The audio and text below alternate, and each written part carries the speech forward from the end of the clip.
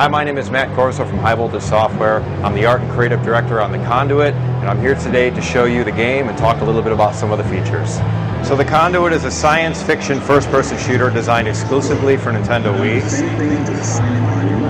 It uses High Voltage's own proprietary technology, our Quantum 3 engine tech, which features lots of great visual stuff like bump mapping, specular maps, real-time reflectivity, water effects, atmospheric effects.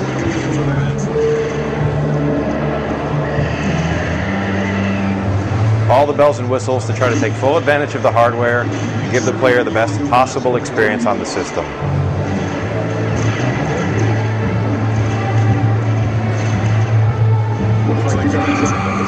Right now what we're doing is going through the very first level in the game. It's a tutorial level, so it shows us a bit about some of the features and what our main character, Mr. Ford, can do in the game. There we go.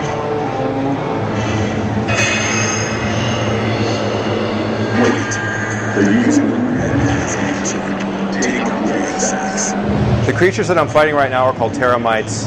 They're sort of our fast characters that are all about sort of running up to you and attacking. We have different variations on them. Some of them will try to kamikaze explode on contact. Some of them will try to slash at you. They're not the most intelligent creatures in the game, but they are deadly in numbers.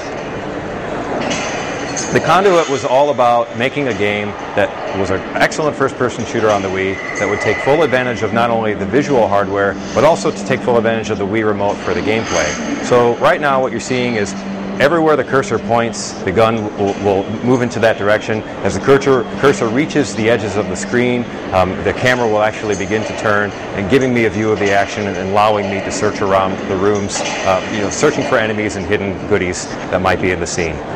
If I want to change the controls, because maybe these don't suit my playstyle, all I need to do is pull up my menu, go to the in-game options, control options, and you'll see there's a number of control layouts that are default available to you.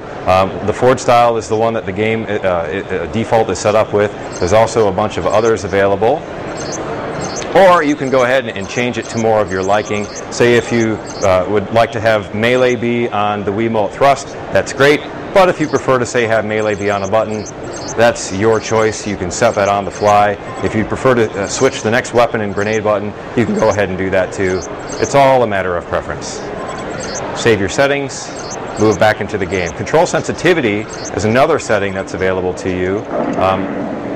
If you want to change your turning speed so that maybe Mr. Ford's camera looks to the left and turns to the left and right much more quickly, that's your choice. You could change cursor sensitivity. You could even change the vertical view in the game so that if you'd like Mr. Ford to look up higher and look down lower, that's up to you. Right now I'm going to go back to the default settings. That's how I'm used to playing, and that will ensure the best possible demo. Another important feature to point out is the dead zone.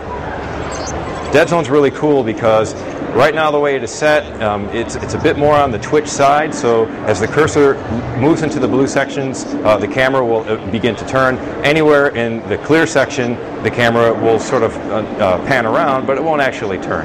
So I can go ahead and make that tighter,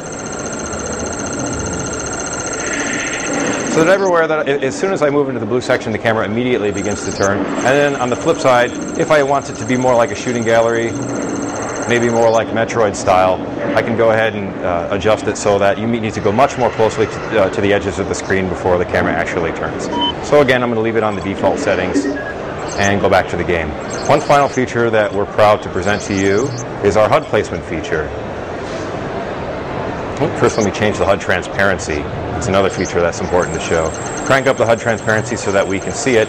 If you don't like using a HUD in games, you can crank down the HUD sensitivity. There are a lot of visual indicators in the actual gameplay, such as the screen flashes green when you've picked up health, the screen goes black and white and plays a heartbeat sound when you're actually close to death. So you don't actually need to use the HUD if you don't want to, but if you're someone who likes using the HUD, that's all there available for you. So we can go ahead and take our pieces of the HUD and move them to our desired place on the screen.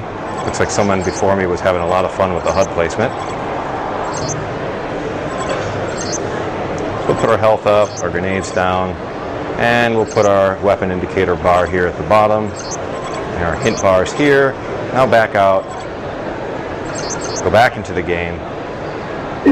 And then as you see, the HUD is exactly where I positioned it. So let's get back to the game. It's an organic lock, like the one at the bunker. There should be maximum trigger points on the walls in this room.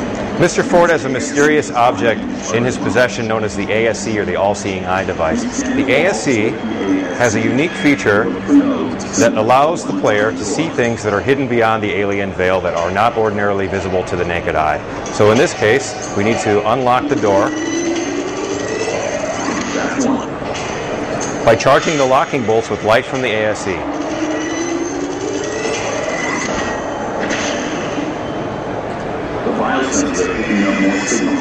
So the door unlocks, and we're ready to move on. Thank you, Kevin Sorbo. I will be careful. There's some gun in the tunnel. Switch to your star. Now use the weapon scope to check out the area ahead. Some weapons have a sniper scope available so that you can take out enemies at a long distance. There's a couple teramites down there having a conversation. I think I'll break up their conversation.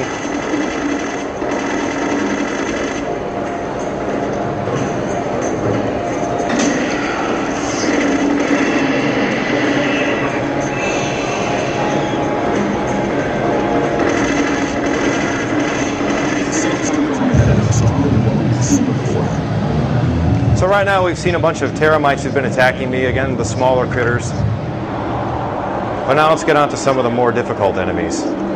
Here's a good example of how to use grenades in Conduit. There will be forces to through those conduits. You'll need to take them out before we even try. These Conduit spawn portals are a really bad thing, and as long as they stay around, these drudge drones will continue to spawn. The drudge drones are an example of our more intelligent creatures. They'll try to avoid you, hide, and jump out and shoot you from their cover positions. They'll try to flank you. They even talk to each other.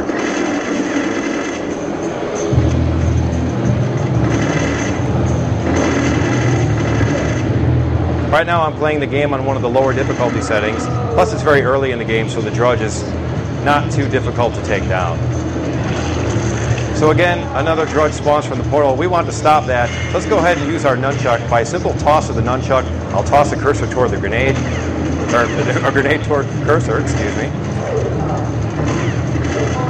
And let's destroy that conduit portal. Take out the other one and finish the mission.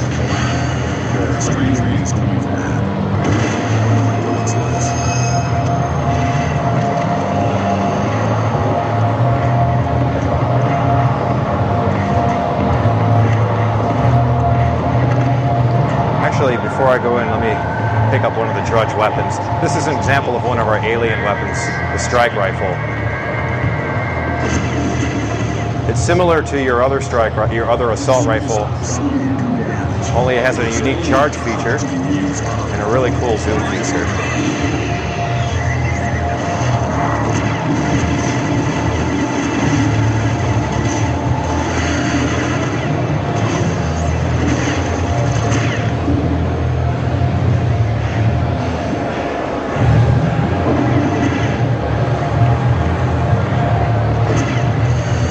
The story of the Conduit is based out of Washington, D.C. And the idea is that my name is Michael Ford, and I'm a Secret Service agent that's got mixed up into some really bad things in the city. There's been some conspiracy around the city as far as what's actually going on. There's been sickness and disappearances. So Mr. Ford is sent to investigate. Basically, I have a new boss, calls himself Mr. Adams. Mr. Adams begins sending me on some of these really strange missions that result in Mr. Ford getting himself involved in some epic scale alien invasions.